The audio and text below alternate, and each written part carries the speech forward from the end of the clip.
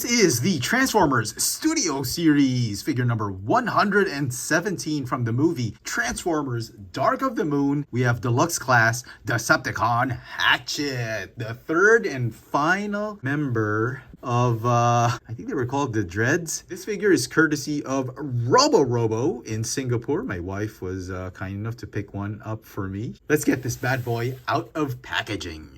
And here is Hatchet out of the box, and at first glance you think, wow, what a super cool figure. But I tell you, this is Studio Series at its worst. This is an unbelievably horrible figure. It's a shame because they put a lot of effort in sculpting him, all the details and all, but the engineering, the flimsiness of the plastic, the way they've put the thing together is just one of the most horrible executions of a Studio Series figure that I've ever seen. And I cannot believe I had high hopes for this figure. Let's take a closer look at the details of this new Studio Series Deluxe class Hatchet. Lengthwise, the figure is about 15 centimeters long, or about 5 3/4 inches long. And from the tip of his back to his feet, he stands roughly about 11 centimeters tall, or about 4 1/4 inches tall.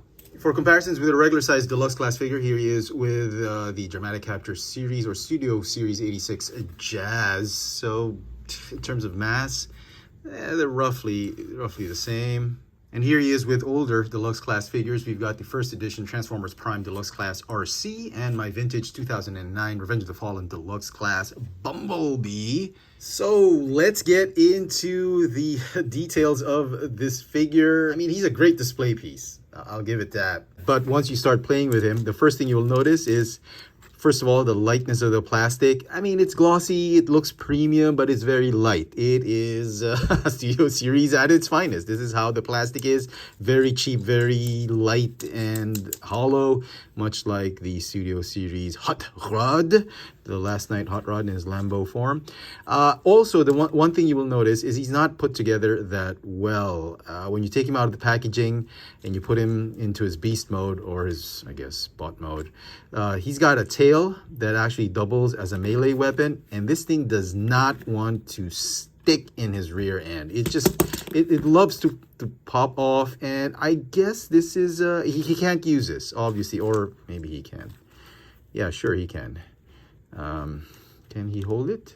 Instructions don't say. Okay, fine. Maybe he can hold it if he wanted to use it as a weapon, but I think this is meant to be used by crankcase or crowbar if you have the other two dreads. So yeah, the thing that annoys me is it doesn't peg in as nicely, so pretty useless. Also, when you take him out of the packaging, the first thing you will notice is that these panels love to come off. I don't know why they didn't super glue it, or they should have made a flared peg right here just to keep this thing attached. And as you transform him and pose him, this thing will just keep on flying off, and it just doesn't stay on. It will stay on if you display it, but once you start fiddling with this figure, this thing will just loves to pop off. And it is a shame. It is the most annoying bit about this figure. And I don't want to super glue it because I'm going to let this one go. I want to keep it in its original form. But yeah, just that's just lazy. There's no excuse for that. It's a Studio Series figure. Okay. Also, he's got this egregious backpack that there's really no way to just compress it all the way. The car bits are just there, and yeah. One saving grace this thing has is its head sculpt. I love the head sculpt. It's like bordering on Revenge of the Fallen Ravage, and I'm loving the sculpt. The mandibles go up and down. He's got his hair, the dreadlocks. I mean, he's okay. It does swivel. He's got some pretty cool articulation. Shoulders and hips are on ball joints. No waist swivel. He's got some knee joints, hinges right here that are riveted. The wrists and the ankles, they have hinges too that move up and down. He's got some bicep swivels, thigh swivels, and ball joint, shoulders, and hips. So that's about it. So he's got pretty good articulation, but he just feels so flimsy that it's so annoying to play with him. I mean, if you're into this, you're not really going to transform him. Don't get me started with the transformation. But if you're not going to transform him, you're going to keep him in his beast mode, then good. This is a figure for you. It's great. It'll look great on the shelf as a static display piece. Also, this piece right here, the bumper, there's really nowhere to put it. The instructions just tell you to just keep it like that. There's just a ton of flimsiness and just a lot of rough edges on this figure. So to transform him into his Chevy Suburban alt mode, it is one of the more horrible transformations for Studio Series. It'll just drive you up the wall. It is, let's just get to it, okay? So get rid of the weapon, put it off to the side. You want to unfold these panels out like that and stretch out his limbs. So his front legs or his front paws, you are going to rotate it 90 degrees inward. Make sure it is 90 degrees because they won't line up properly if you don't do it. And then the paws are going to fold inward, and you'll know you've done it properly if you can line them up and they kind of stay flat. So if they don't, you got to do a little bit of adjusting. Okay, and there it goes. Maybe we'll just keep this thing off. I mean, it doesn't even tab well. It just sits there. It just stays there. Then these legs, they are going to rotate inward as well. Rotate by the thighs or the knees. And then fold out these panels.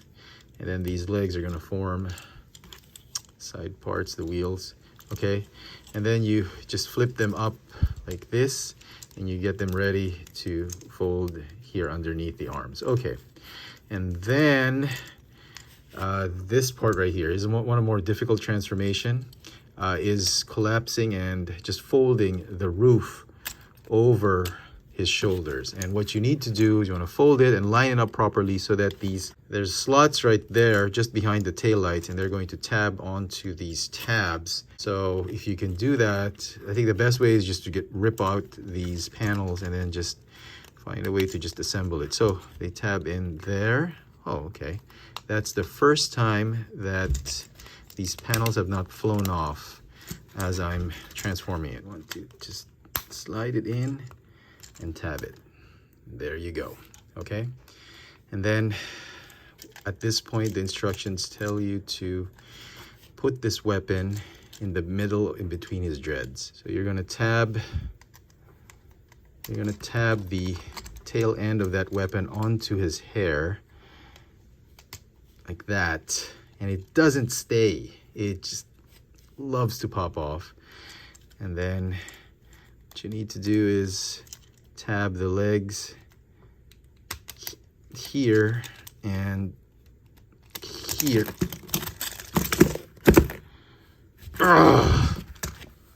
Okay, so let's try this again. This time with more finesse and subtlety. Okay. This is the first step you want to do. Plug in. Doesn't want to stay. Okay. And then collapse these two. And then very gently, look at my pinky fingers are up. Trying to do this as gently as possible. Okay.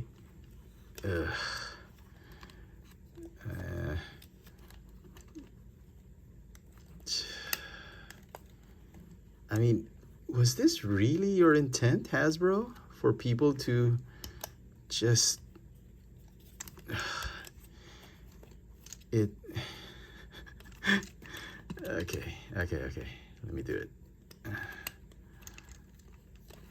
Okay. How's that? Okay, pinky's up. Not... Okay, there we go. All right. And then these legs. Okay, very gently. Okay. They're supposed to tab in. Okay, come on. Okay. Okay. One down, one to go. Okay. All right. And then, is that it? I mean, look at the clearance of the fender onto the tire. Is this really what a Chevy Suburban looks like in real life. The elevated suspension. Anyway, and then the tail forms the weapon forms a, what is this? Like a hitch or, I don't know. Okay, so this one, tab, very gently, tab, very gently, okay. Don't want to ruin it. Okay, and then this one fold out, and then this one just fold and squeeze that in, okay, and then fold the bumper in, and wow, look at that. Is this, somebody let me know if you own a Chevy Suburban. What this is, Dark of the Moon was released 2012, so this should be like a 2011 2012 Chevy Suburban. If you have it, is the clearance really this high? And look at that, I can see my fingers right there. It's like a magic trick, you know, nothing there. Really, Hasbro. Okay, so if you're able to do that without too much frustration, that is essentially the truck mode or the SUV alt mode. And amazingly, he rolls very, very nicely. Aesthetic wise, it has a lot to be desired. I mean, let's do some comparisons just to see how big he is. This is a standard deluxe class in alt mode. Legacy selects Hound, and you got the smaller deluxe, which is the mini bots. This is legacy gears. So I would say he's somewhere in between the small size deluxe and the regular size deluxe. And so some final thoughts on the Studio Series Hatchet. Oh man, this is Studio Series at its finest.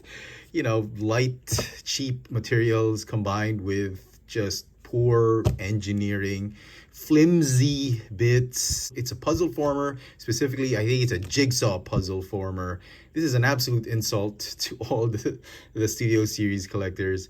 It looks great as a display piece. Sure, I'll give it that. If you just want to let it sit on your shelf in beast mode, sure, I mean, that could work. But as a transformer figure, as a toy, as an action figure, it is absolutely horrible. Definitely more than meets the eye. It looks great, but when you start handling it, it just falls apart. The transformation was an absolute nightmare. If you thought the previous dreads like Crankcase and Crowbar were bad, wait till you get your hands on this Hatchet figure. I don't know what else to say. It's a big disappointment.